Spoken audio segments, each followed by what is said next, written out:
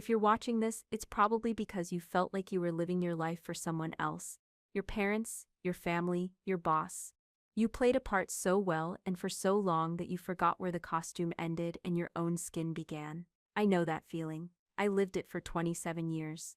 My name is Sophia, and this is the story of how I lost an empire I was promised my entire life, only to win back myself. It all started on the day we buried my father. The air in the lawyer's office was thick with the scent of old paper and unresolved grief. It clung to the heavy velvet curtains and the dark mahogany of the desk that separated my family from the final words of the man who had built our world. My father, Julian Croft, wasn't just a man. He was a force of nature, the architect of the Croft vineyards, an empire of sun-drenched hills, an award-winning Cabernet that was his life's work, and by extension, mine. I sat beside my mother, Elena, her posture as rigid as a statue, her grief a quiet, polished performance. Across from us sat my uncle, Marcus, my father's brother, his face a mask of solemnity that didn't quite hide the flicker of avarice in his eyes. He was the numbers man, the one who managed the wealth my father created. And then there was me, Sophia, the dutiful daughter, the heir apparent. From the moment I could walk, my playground was the vineyard. My bedtime stories were about soil pH and noble rot. While other girls went to summer camp, I learned to prune vines until my fingers bled. My father's love wasn't given in hugs or easy praise. It was forged in pressure, in the relentless expectation of perfection. He would stand with me in the fields, his shadow stretching long in the late afternoon sun, and say, "The land doesn't care about your feelings, Sophia. It only responds to strength and knowledge. Be strong, no more than anyone else." I had absorbed his lessons, molded myself into his perfect successor. My degree was in oenology, my hands were calloused, and my heart was conditioned to believe that my worth was tied directly to the success of Croft Vineyards. Mr. Sterling, our family lawyer for 3 decades, cleared his throat, the sound unnaturally loud in the silent room. He adjusted his glasses and looked at me with a pained expression. He'd known me since I was a child. He began to read from the will, his voice a dry monotone that listed off bequests to distant relatives and charitable donations.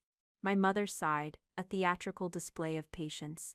Marcus shifted in his chair, tapping his pen. They were waiting for the main event, the part we all knew was coming, the formal transfer of the vineyard, the empire to me. And then Mr. Sterling paused. He took a sip of water, and the look he gave me was one of genuine pity. It was the first sign that the ground beneath my feet was about to crumble. He continued, "To my daughter Sophia, in whom I have placed the greatest of expectations, I bequeath not my legacy, but the chance to earn it." A cold knot formed in my stomach. My mother's hand, which had been resting on my arm, tensed. "What does that mean?" she asked, her voice sharp. The lawyer ignored her, his eyes fixed on the document. "My estate, including the entirety of Croft Vineyards, its land, assets, and branding, shall not be divided. It shall be awarded in its entirety to one of my 2 daughters. 2 daughters." The words hung in the air, thick and impossible. My uncle Marcus actually let out a short, barking laugh before stifling it. "2, Sterling, has your grief addled your senses? Julian had 1 child."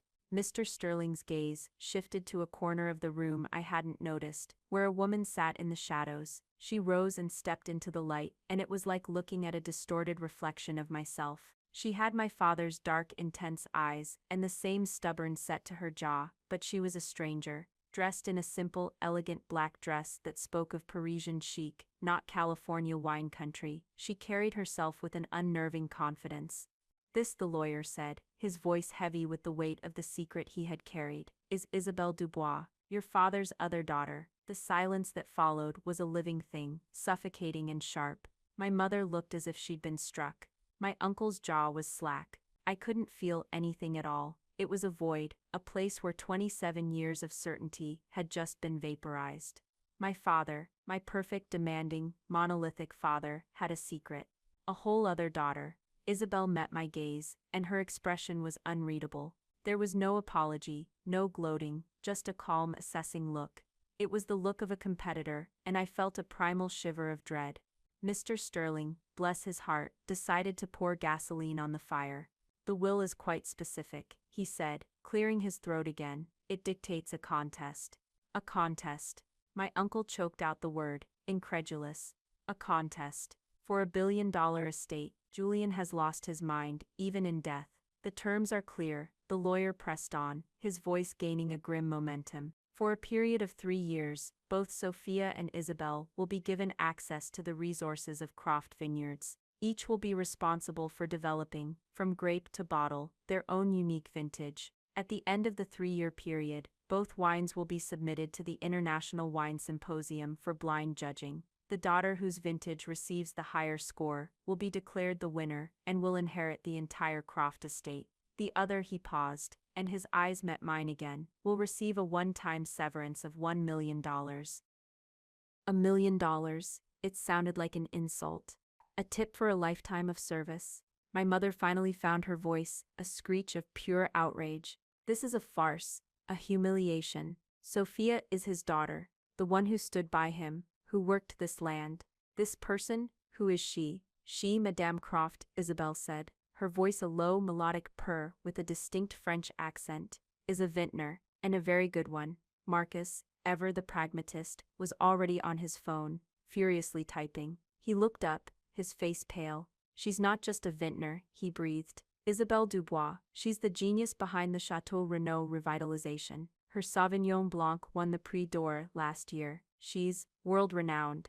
The air left my lungs. It wasn't just a secret daughter. It was a secret, brilliant, accomplished daughter. The family, my family, who had always seen me as the capable, reliable but ultimately unglamorous heir, now looked from me to this exotic, celebrated stranger. The comparison was instantaneous and brutal. I was the farmhand. She was the artist. My mother scoffed, a sound of pure denial. You is it or ver. It doesn't matter. This is a trick, a mistake. My Julian would never do this to Sophia, to us. But I knew he would. I knew that my father was capable of anything in the pursuit of what he called forging strength. He believed that pressure created diamonds, and that comfort created weakness. This entire theatrical, cruel spectacle felt chillingly like his handiwork. He had built me to run his empire, but he never told me I'd have to fight a ghost for the throne. And the worst part, the part that settled in my bones like a permanent winter, was the cold, hard realization that I had been groomed my entire life for a race, but he had given my opponent a 20-year head start. The betrayal wasn't just that he had another daughter. The betrayal was that he thought I wasn't enough on my own. I left the lawyer's office in a daze, the angry chatter of my mother and uncle fading into a meaningless buzz. I walked, not to my car, but toward the vineyard, the familiar rows of gnarled vines a silent testament to a life I no longer understood. The sun was setting, casting long familiar shadows, but everything felt alien. The world had tilted on its axis, and I was sliding off. For 27 years, I had played the role of the perfect daughter. I had sacrificed. I had strived, I had obeyed, and my reward, to be publicly pitted against a stranger for the life I thought was already mine. It wasn't about the money, it wasn't even about the land, it was about the devastating message behind the contest. You are not yet worthy, prove it. And in that moment, standing at the edge of the fields that held all my sweat and secrets, I felt something shift inside me. The grief for my father curdled into a cold, hard knot of anger. He had wanted a competition. Fine, he would get one, but this was no longer about winning his approval. This was about surviving his legacy. The first few days were a blur of hollow condolences and my mother's performative rage. She flitted around our large, empty house, a whirlwind of fury and denial. We will fight this, Sophia, she'd declare over her morning tea. This is an insult to your father's memory. Marcus is already talking to other lawyers. A will can be contested on grounds of an unsound mind. But I could hear the brittle fear beneath her anger. She wasn't fighting for me, she was fighting for her station, for the comfortable life my father's empire afforded her. My uncle Marcus was even worse. He saw the situation not as a family crisis, but as a business problem with two competing assets. He'd pull me aside, his voice a low conspiratorial whisper. Look, this Isabel might have a fancy French prize, but she doesn't know our terroir. She doesn't know our distributors. You have the home field advantage. You just need to be strategic. He spoke of my life's work as if it were a point spread in a sports game. I found no solace with them. They were part of the architecture of my gilded cage, and the door had just been blown off its hinges. My real breakdown happened, where it always did in the vineyard, at night. I snuck out of the house, the silence a welcome balm after the constant noise of my family's panic. I walked deep into the oldest block of vines, the ones my grandfather had planted, their trunks gnarled and thick like ancient limbs. I sank to the ground, the cool, dusty soil, a familiar comfort against my palms, and I finally let myself feel it. The grief, the rage, the profound, shattering sense of betrayal. I wept, not silent, dignified tears, but ragged, ugly sobs that tore from my throat. I cried for the little girl who tried so desperately to earn a smile from her stern father. I cried for the teenager who gave up friendships and parties to learn the chemistry of fermentation. I cried for the woman who had just discovered her entire life was predicated on a lie. It was in that darkness, surrounded by the silent witnesses to my life, that the flashbacks began. They came not as gentle memories, but as sharp, painful shards of glass. I was 12, standing with my father in this very spot. I had just won the county science fair with a project on yeast strains in winemaking. I was beaming, holding my blue ribbon. He took it from my hand, studied it for a moment, and then looked not at me, but at the horizon. "Good," he'd said, his voice devoid of warmth. "But the real prize isn't a ribbon, Sophia. The real prize is consistency. Can you do it again next year, but better? Can you do it when no one is watching? When there is no prize?" The praise was always a preface to a new higher bar. I was a project, his magnum opus. Another memory surfaced, a family dinner, just after I graduated from UC Davis, top of my class. Uncle Marcus was proposing a toast to Sophia, the brains of the future Croft generation. My father had raised his glass, but his eyes were on me, and they were cold. "Brains are useless without a spine, Marcus," he had corrected him.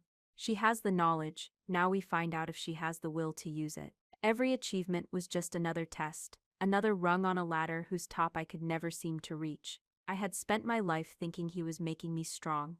But sitting there, in the dirt, I was forced to confront a more painful possibility. He was making me obedient. He wasn't teaching me to lead. He was training me to serve his vision, his empire, his ghost. He wasn't building me up, he was breaking me in. This was the passivity my friends had warned me about for years. My best friend Clara, a fiercely independent artist who had fled our small town for San Francisco, used to tell me over late-night calls, "Soph, he's a magnificent tyrant. You're the crown princess of a beautiful prison. When are you going to live for yourself?" I'd always defended him. "You don't understand. The legacy is bigger than me. It's a responsibility." Now Clara's words echoed in the silence of the vineyard, and they sounded like prophecy. I had endured it. I had accepted the terms of my life without question, and this contest, was the ultimate expression of that dynamic. He still believed he had the right to dictate the terms of my life, even from beyond the grave. The catalyst for my resolve didn't come from a flash of insight or a surge of anger. It came a week later, with the arrival of Isabel.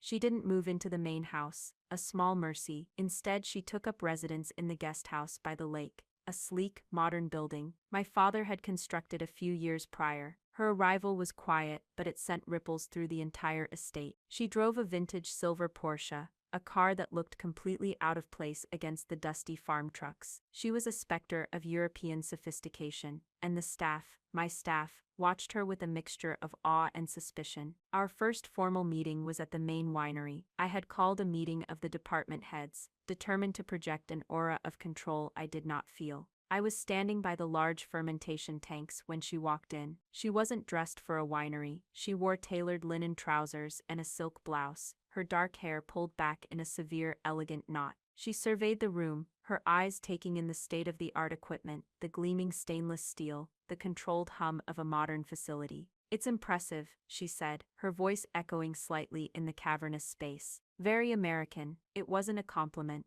Efficient, industrial. "You can produce a great deal of competent wine here." The word competent landed like a slap. It was my father's favorite form of faint praise. I felt a flush of heat rise up my neck. "We produce award-winning wine here," I said, my voice tighter than I intended. She gave me a small, pitying smile. "You produce what your father told you to produce. A consistent, marketable, critically approved Cabernet. It is a formula, a very successful one. But is it art?" Art, that was the word that broke me. Because deep down, in a place I rarely admitted to myself, I had always yearned for that. I loved the science of winemaking, the precision, the control, but I also loved the magic of it, the way a piece of land could express itself in a bottle. A part of me had always wanted to experiment, to try different varietals, to take risks. But my father's doctrine was consistency. Art is for the starving, he used to say. We are in the business of excellence. Isabel walked over to a map of the vineyard that hung on the wall. She traced a finger over the different blocks of land.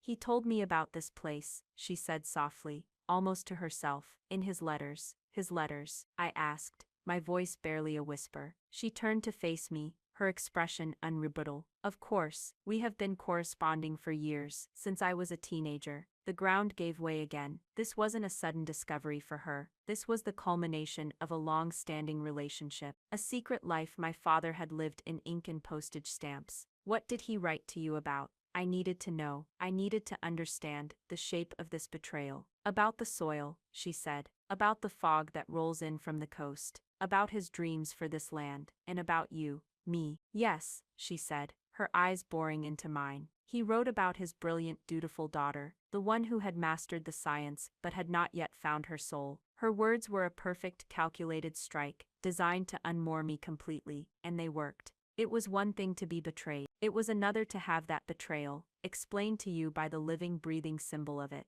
I felt a wave of nausea. I had to get out of there. I muttered something about checking on the crush pad, and practically fled the room, the sound of her calm, measured breathing following me out the door. I ended up in my father's study, a room I had barely entered since his death.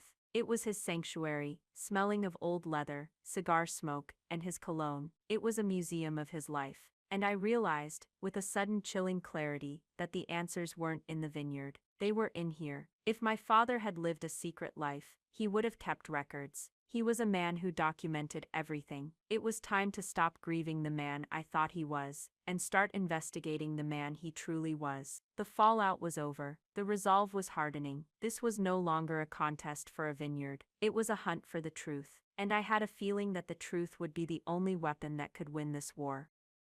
The search began in my father's study. The room was a fortress of his personality, obsessively organized, imposing and sealed off from the rest of the house's emotional currents. My mother never entered it. She called it his mausoleum of secrets. A phrase I now understood held a bitter, literal truth. For 2 days I did nothing but exist in that space, breathing in the ghost of him, trying to see the room not as his daughter, but as a detective. I started with the obvious, the massive oak desk. The drawers were filled with vineyard reports, sales projections, and geological surveys. It was the public face of Julian Croft, the meticulous businessman. There was nothing personal, nothing that hinted at a hidden life. My uncle Marcus, in a rare moment of what he probably considered helpfulness, came in while I was sifting through a stack of invoices. "Sophia, what are you doing? Wallowing in the past won't help you. You should be in the lab, working on your blend. This Frenchwoman, she's already been seen taking soil samples from the western slope." He looked at me, surrounded by piles of paper, a deep line of disapproval etched between his brows. "Your father would be disappointed to see you wasting time." That was it. That was the spark. My father's disappointment had been the driving force of my entire life. Hearing it from my uncle's lips, meant as a criticism, felt like a liberation. I looked at him, truly looked at him, and saw a small man terrified of losing his comfortable perch. "My father," I said, my voice eerily calm, "is the reason I'm in here. I'm trying to understand his strategy." The businesslike term made him relax slightly. He nodded, satisfied that I was at least thinking in a language he understood, and left me alone. My true ally wasn't in the family. He was a man who smelled of earth and vine, not money and cologne. Matteo, our vineyard manager, had been with my father for over 40 years. He was a quiet, watchful man, with hands as gnarled as the old-growth Zinfandel vines he tended with an almost spiritual reverence. He had taught me how to read the vines, to see the subtle curl of a leaf that signaled thirst, the faint dusting of mildew that could spell disaster. He was loyal to the land first, and to my father second. I found him in the old barn, mending a broken irrigation line, his movements slow and deliberate. I didn't know how to start, so I just laid it out. "Matteo, did you know about Isabel?" He stopped his work, wiping his hands on a greasy rag. He looked at me for a long moment, his dark eyes filled with a deep, weary sadness. "I did not know her name," he said, his voice a low rumble. But I knew there was someone. For years the boss would have me package up soil samples, small vine cuttings, bottles from experimental batches. He would ship them to an address in Bordeaux, France. My heart hammered against my ribs. He told me it was for a consultant. I knew it was a lie. Your father did not believe in consultants. Matteo had his own history with my father, a subplot of loyalty and quiet resistance. Years ago, my father, in his quest for modern efficiency, had wanted to rip out Block 12, a small, difficult-to-farm patch of head-trained Zinfandel vines planted by my grandfather. They were low-yield, and their gnarled trunks were incompatible with the new mechanical harvesters. Matteo had fought him on it. He argued that the grapes from that block had a character, a soul, that the high-density trellised vines could never replicate. My father, in a rare concession, had allowed the block to remain, but it was left untended, a forgotten corner of the estate. It was Matteo who, in his own time, would go and prune the old vines, keeping them alive out of sheer stubborn respect for the past. He saw my father's obsession with progress as a betrayal of the vineyard's history. My fight, he now realized, was also his. He kept a different set of books, Matteo said, his eyes distant. Not the main accounts that your uncle sees. A private ledger. He kept it in a safe, hidden behind the bookshelf. He led me back to the study. Behind a row of leather-bound classics on viticulture, there was a small, almost invisible seam in the woodwork, a hidden panel, and behind it, a small black safe. The combination, Matteo told me, was the date my grandfather had planted the first vine on the property, a date only he and my father would have remembered, a secret kept between the old guard. Inside the safe was a single worn leather ledger and a thick stack of letters, tied with a faded blue ribbon. My hands trembled as I opened the ledger. It was all there. Meticulous entries, in my father's familiar sharp handwriting, documenting 20 years of payments. Tuition for the University of Bordeaux. A stipend for an unpaid internship at a prestigious French chateau. Seed money for a small winemaking cooperative. He hadn't just abandoned her. He had secretly, systematically, built her. He had curated her career from thousands of miles away, crafting his perfect rival for me. The letters were even more devastating. I sat on the floor of the study and read them, one by one. His letters to her were a strange mix of paternal guidance and ruthless mentorship. He wrote of terroir and technique, of the loneliness of command, of the burden of legacy. He praised her triumphs, dissected her failures, and pushed her relentlessly. He was the father I had always craved, the mentor who shared his soul, but he had given that version of himself to a daughter he kept in the shadows. And her letters to him, they were filled with a fierce ambition that mirrored my own, but also with a longing for a father she had never met. She wrote of her dreams, her frustrations, her desire to prove herself worthy of the blood that ran in her veins. We were two sides of the same coin, two daughters forged in the same fire of expectation, set up to destroy each other. Then I found the letter that explained everything. It was one of the last ones my father had written, dated just a few months before his death. Isabel, it read, the time is approaching. Sophia has mastered the science. She is technically flawless, but she lacks the one thing a leader cannot be without fire in the belly. She has never had to fight for anything in her life. She is dutiful, but duty does not build an empire, it only maintains it. I have given her the world on a silver platter, and it has made her soft. You, my fierce girl, you have fought for everything you have ever achieved. You are the fire. I am setting up a contest, a crucible. I am pitting my two greatest creations against each other. She has the home advantage, the land in her bones. You have the superior training and the hunger of an outsider. It is a cruel thing to do, I know, but the vineyard deserves more than a caretaker. It deserves a warrior. I am doing this not to punish Sophia, but to finally unleash her. Only true competition, the risk of losing everything, will make her the leader I know she can be. May the best woman win. Your father, Julian. I let the letter fall into my lap. The world swam before my eyes. It wasn't about an affair. It wasn't about a mistake. It was a plan. A twisted, grandiose, unbelievably arrogant plan. He had engineered my entire life, my entire identity, and now he was engineering my greatest trial. He hadn't abandoned Isabel, and he hadn't coddled me. He had used us both as pawns in his magnificent, insane game. The hidden leverage wasn't blackmail material, or a legal loophole. The leverage was this truth. The knowledge that this contest wasn't a family drama. It was a psychological experiment. The scoffing from my family, which had been a source of pain, now became a source of strength. Their ignorance was my shield. They saw a glamorous French prodigy versus the reliable hometown girl. They placed their bets on Isabel, fawning over her, inviting her to dinners at the main house, hanging on her every word about French winemaking philosophy. They were treating her like the golden child, the exciting new toy, while I was the familiar, boring one they had always taken for granted. And I let them.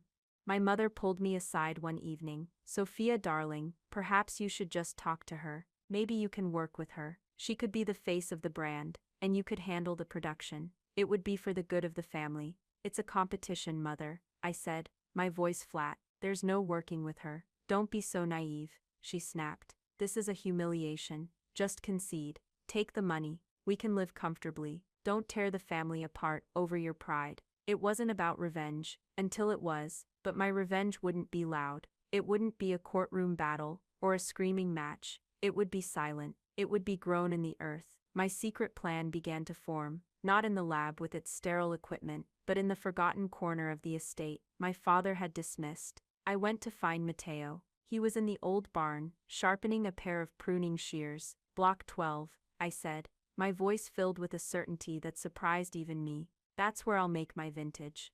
Matteo looked up, a slow smile spreading across his weathered face. He had been waiting for this. "The old ways," he said, nodding. "The ones your father forgot." He didn't forget them, I corrected him, the cold, hard truth of my father's letter giving me a strange sense of power. He just didn't think I had the spine to choose them. My family thought the competition was between me and Isabel. They were wrong. The competition was between my father's vision of the future, efficient, modern, and predictable, and my grandfather's legacy, a legacy of soul and terroir, that my father had tried to bury. I wasn't just fighting for a vineyard anymore. I was fighting for its heart, and I would use the very methods my father had deemed obsolete to prove him wrong. He thought he was forging me in a crucible of his own design, but he had made a critical error. He had given me a rival, but he had also given me a cause, and he had underestimated the power of a daughter, with nothing left to lose.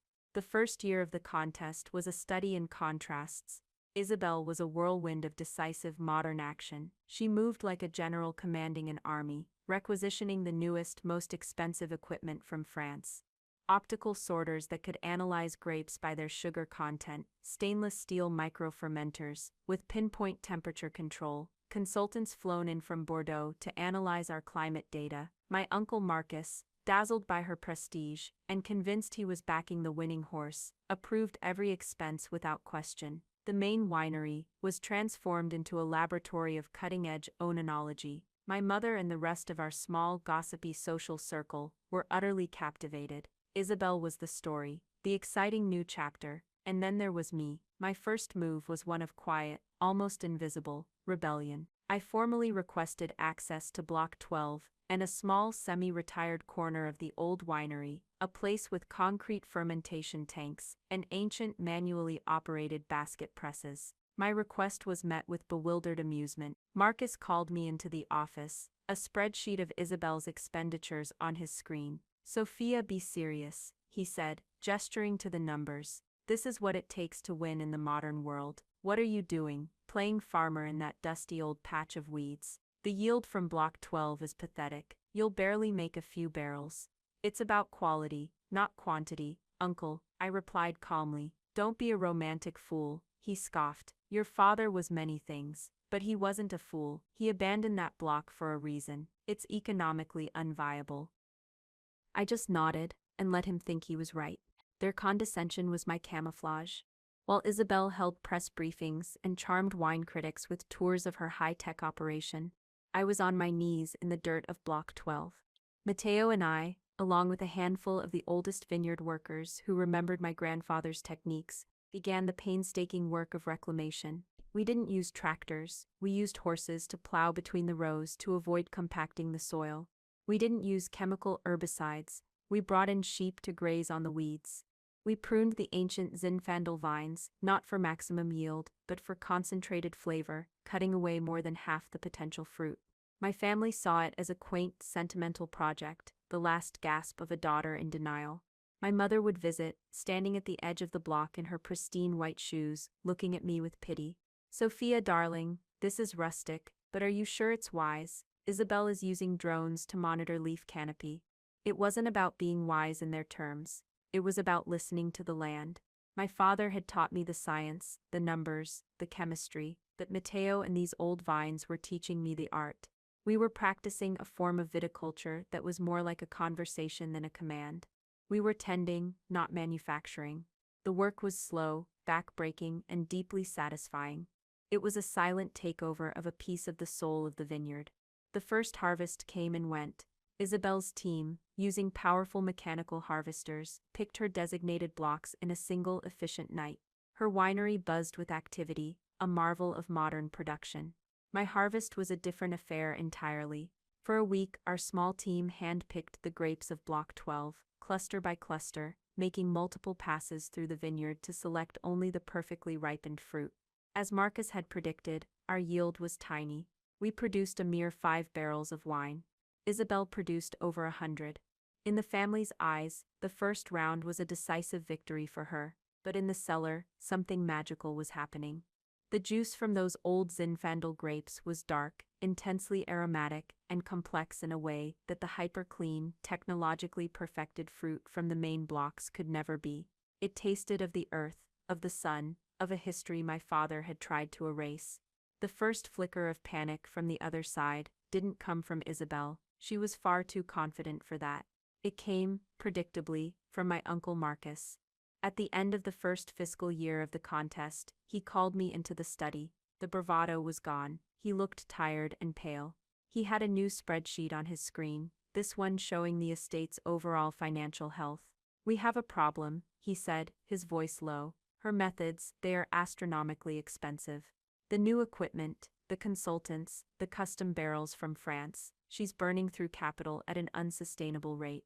Your father left a healthy reserve, but not an infinite one."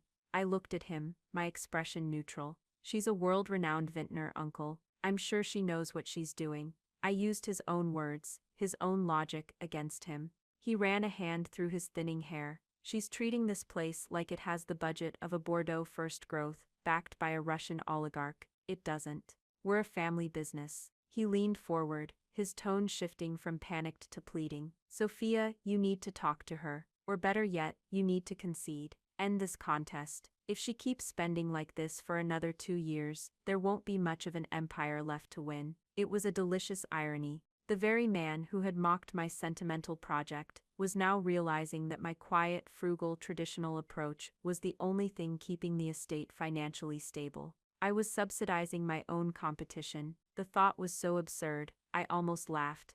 "I can't concede, Marcus," I said simply. "It's against the terms of the will. The will can be damned," he hissed. "This is about survival now." I just looked at him. "You chose your horse, uncle. You can't change your bet mid-race." I stood up and left him there, stewing in the consequences of his own shallow judgment. The silent takeover was beginning to make noise. The vineyard workers, who had initially been impressed by Isabel's fame, started to watch my work with a new respect. They saw the health of the old vines, the care we put into every step. They were men and women who had worked this land for decades, and they recognized authenticity when they saw it.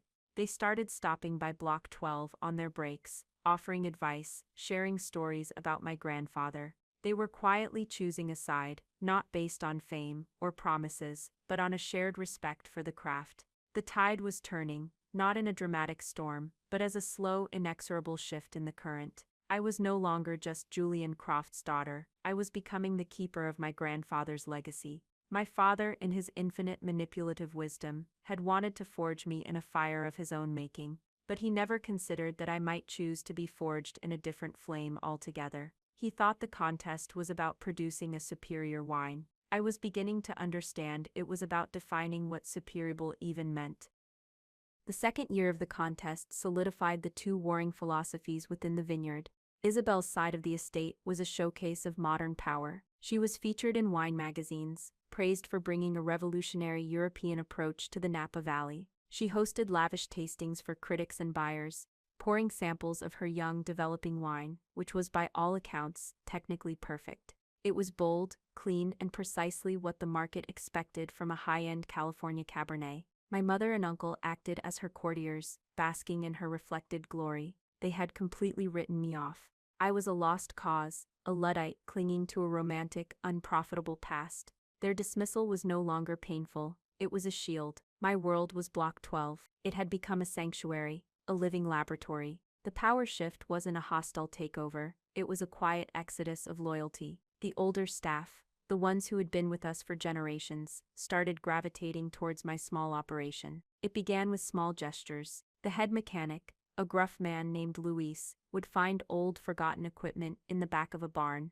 a vintage distemmer, my grandfather's original basket press, and restore it for me on his own time. Your father wanted everything new, he'd grumble, but new isn't always better. The women who ran the bottling line, who had known me since I was a child, would bring me lunch, asking quiet questions about the Zinfandel, their eyes full of a support I hadn't realized I'd been missing.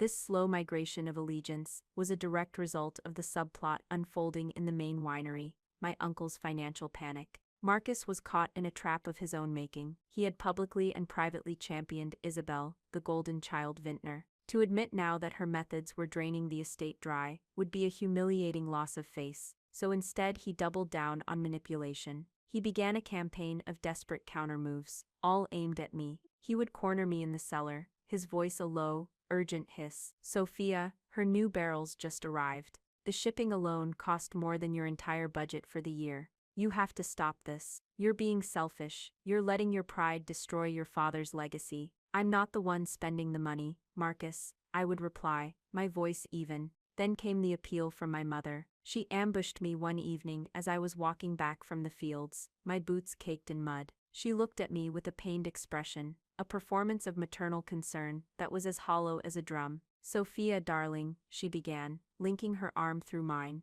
I know this has been difficult for you, but we must think of the family. This competition, it's tearing us apart. What would your father want? The question hung in the air, a perfectly crafted piece of emotional blackmail. A year ago, it would have shattered me. Now, holding the secret of his final letter, it was meaningless. It wasn't about revenge, until it was. And this was the moment I realized it. My family's panic wasn't about the legacy, or family unity, it was about their lifestyle. Isabel was a threat to their finances, and I was the one who refused to solve their problem for them. I know exactly what my father wanted, I said, my voice cold. He wanted a competition, and he wanted a winner. I gently removed my arm from hers and walked away, leaving her standing there, her mask of concern falling away to reveal pure frustrated anger. The real power shift came during the second harvest. It was a difficult year. A late-season heatwave threatened to bake the grapes on the vine, spiking sugar levels and destroying the delicate balance of acidity. Isabel's high-tech operation went into overdrive. Her team used shade cloths and misting systems, working around the clock to mitigate the damage. It was an impressive display of technological force against the will of nature. In Block 12, we had a different advantage. The old Zinfandel vines, with their deep roots and thick gnarled trunks, were more resilient. They had survived droughts and heat waves for nearly a century. They knew how to take care of themselves. We didn't fight the heat, we adapted to it. We picked earlier in the mornings, in the cool pre-dawn hours, and we did it all by hand, leaving any grape that showed the slightest sign of raisoning on the vine. Our yield was even smaller than the year before, but the juice was magnificent. It was concentrated and powerful, but it still had a vibrant acidity, a spark of life that the heat had not extinguished. That year, for the first time, Isabel came to see my operation. She walked into the old cellar, where my few barrels were aging. The air was cool and damp, smelling of earth and fermenting fruit, a stark contrast to her sterile climate-controlled facility. She ran a hand over one of the old concrete tanks. She looked at my small antique basket press. She didn't say anything for a long time. "This is madness," she finally said, her voice a mix of disbelief and something else, something I couldn't quite decipher. "This is not how you make modern wine. This is a museum." "Maybe wine isn't supposed to be modern," I replied. "Maybe it's supposed to be timeless." She looked at me then, a long, searching look. The cool, confident mask wavered for just a second. I could see the question in her eyes. She was a genius of technique, a master of science. But she had spent her life in laboratories and sterilized cellars. She had never lived on the land she worked. She was a visitor here, and for the first time, I think she realized that I wasn't. This wasn't just a competition for me, it was a reclamation. The family exodus of the staff was one thing. But this flicker of doubt in my rival's eyes, that was the true power shift. She was winning the PR war, the battle for the critics and my family's affection. But I was winning the war for the soul of the vineyard, and I knew with a certainty that settled deep in my bones, that in the end, that was the only war that mattered. The third and final year passed in a blur of focused, silent work. The tension on the estate was thick enough to taste. My family had all but given up on me. Their interactions with me were clipped, strained, a constant, low-grade hum of disapproval. They had hitched their wagon to Isabel's star, and now they could only watch as my quiet, stubborn project continued, a symbol of my refusal to save them from their own bad investment. Isabel, for her part, became even more withdrawn. After her visit to my cellar, a subtle change had occurred. The confident pronouncements ceased. She spent more time walking the vineyard alone, her expression pensive. We were like two generals in a silent war, our strategies laid bare, waiting for the final battle. That battle was to take place at the International Wine Symposium in San Francisco, one of the most prestigious wine competitions in the world. The terms of the will were explicit. Our two vintages would be entered into the New World Innovators category for a blind tasting by a panel of master sommeliers and the world's most respected wine critics. It was the ultimate test, stripped of branding, backstory, and sentiment. All that mattered was what was in the glass.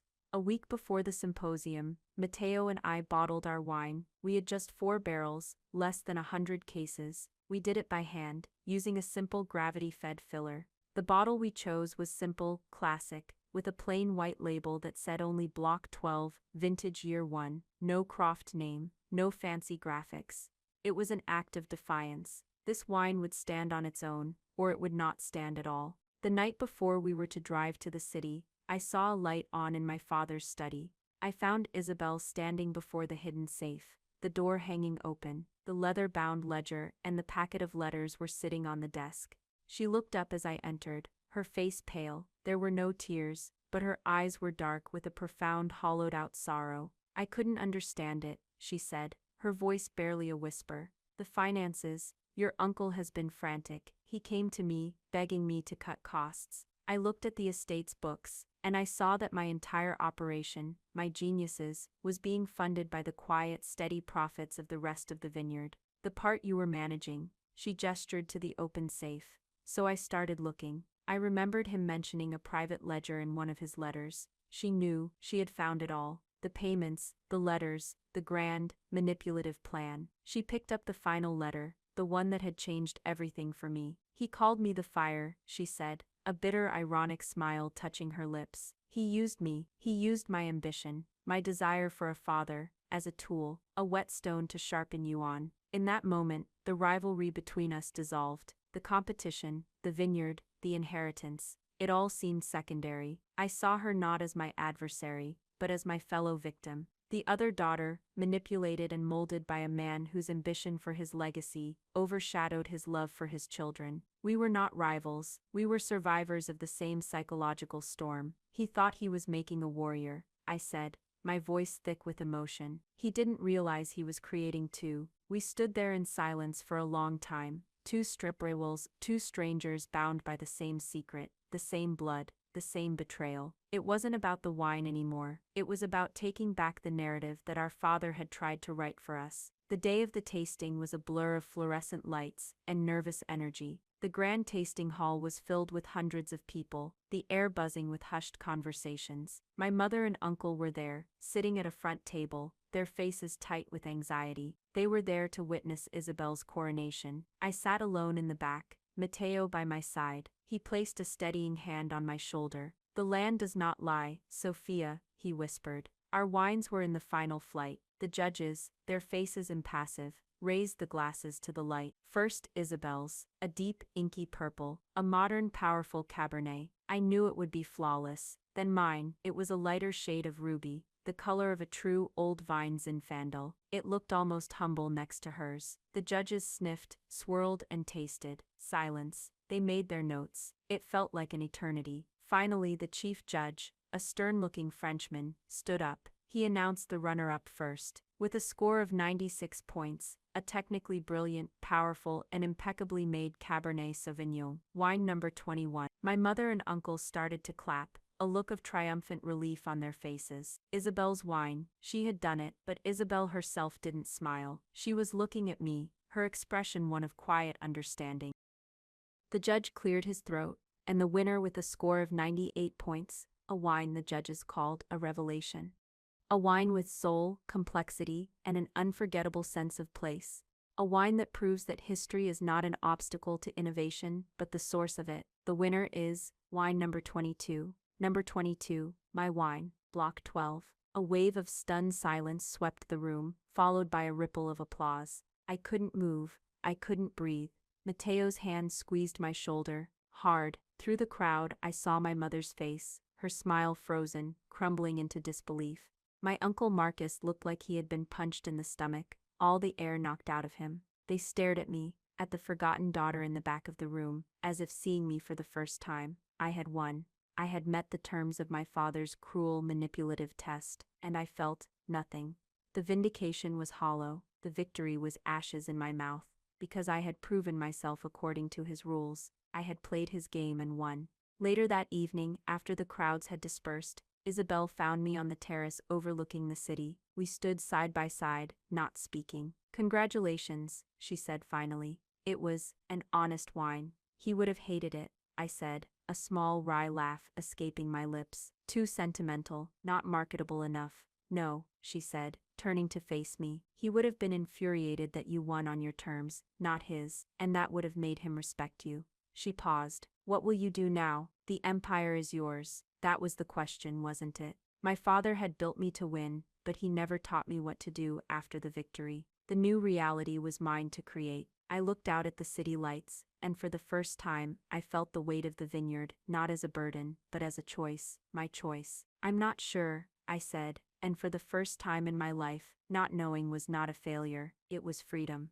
The family, my mother and uncle, they had been defeated by their own snobbery and greed. Their shock was my real prize. The new reality was that the dutiful daughter was dead, and I had no idea who was going to take her place. In the weeks that followed my victory, a strange quiet descended upon the Croft estate. My mother and Uncle Marcus avoided me, treating me with a kind of fearful deference they usually reserved for bank auditors and tax officials. The power had shifted so completely, so seismically, that they didn't know what role to play anymore. Their world, which had been built on a foundation of predictable hierarchies, had been upended. They had backed the glamorous sure thing, and in doing so, had revealed their own shallow natures. They weren't evil people, they were just weak, blinded by prestige, and terrified of losing their comfort. Their punishment wasn't one I inflicted, it was the natural consequence of their choices. They had to live with the knowledge that they had bet against their own family and lost. The resolution wasn't a dramatic scene of forgiveness or a fiery confrontation. It was a quiet, formal meeting in the same lawyer's office, where it had all begun. This time, I sat at the head of the table. I didn't sell the vineyard. I didn't fire my uncle or banish my mother. That would have been my father's way. Loud, dramatic, a clear display of power. My way was different. I restructured the company. I put my uncle on a strict budget, his role reduced to financial controller, reporting directly to me. His creative accounting days were over.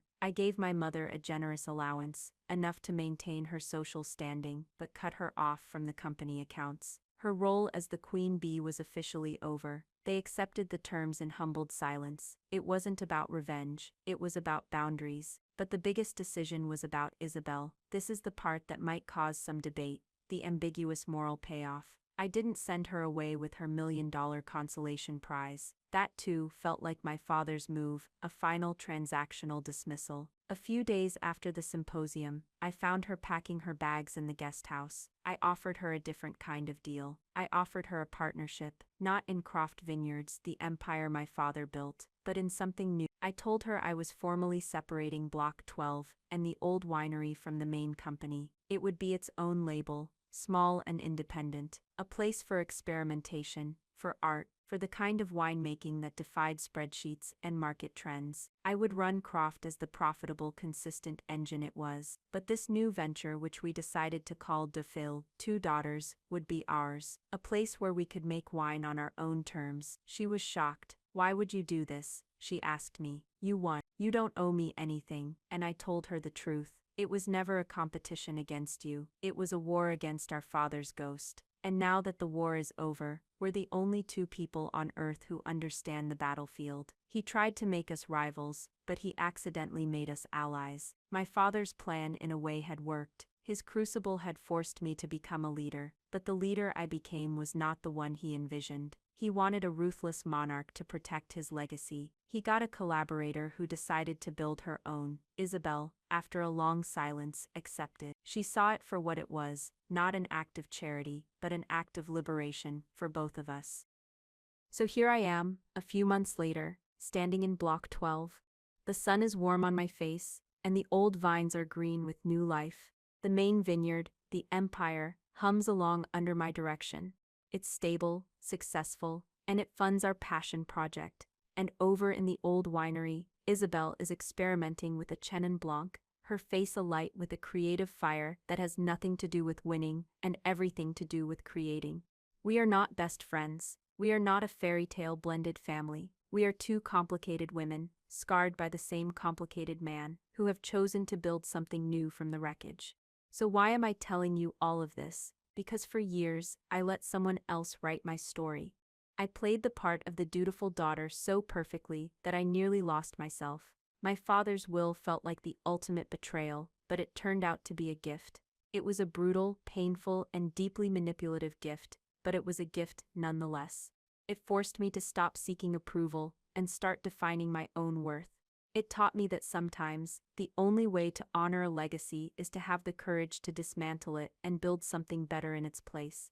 If you're stuck in a role that someone else has written for you, if you're living a life based on someone else's expectations, I want you to know that you have the power to change the script. It's terrifying. It might feel like you're betraying the people you love. But true loyalty is not blind obedience. It's loyalty to your own truth. It wasn't about revenge, not really. It was about reclamation. Thank you for listening to my story. If it resonated with you, if you've ever felt like the overlooked one in your own family, please hit that like button and subscribe to the channel. And I really want to know what you think in the comments below. Did my father's cruel plan justify the outcome? And what would you have done with Isabel? Would you have sent her packing, or would you have made the same choice I did? I'll be reading your thoughts. Thank you for being a part of this community.